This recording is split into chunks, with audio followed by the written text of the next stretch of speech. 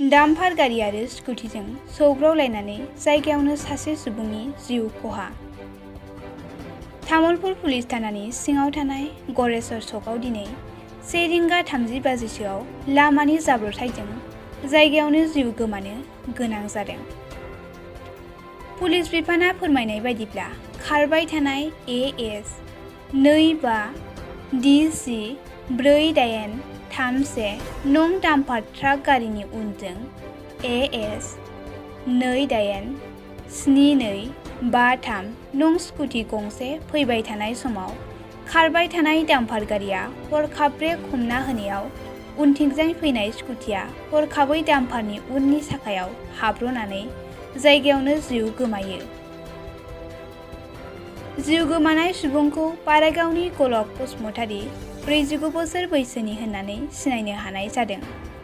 जाथाय जानाय खौरांखौ तामुलपुर पुलिस बिफाननो खौरां हरनाय लेखा पुलिस बिफाना जाथाय थिलियाव नुजाथिफैयो आरो लोगो लोगो गोथै देहाखौ मुसुलपुर देहा फाहामसालियाव पस्टमर्टम खालामनो लांनाय जायो।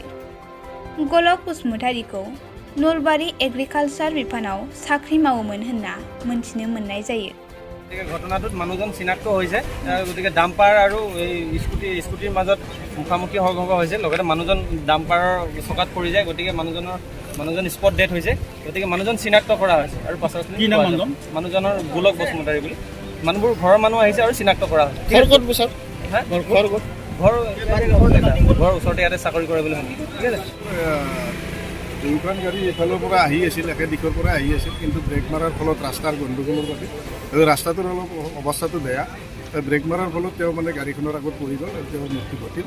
তেখেত আমাৰ তামোলপুৰৰে স্থানীয় ব্যক্তি, গোলক নামটো তেখেতে গোলক বসুমতাৰী।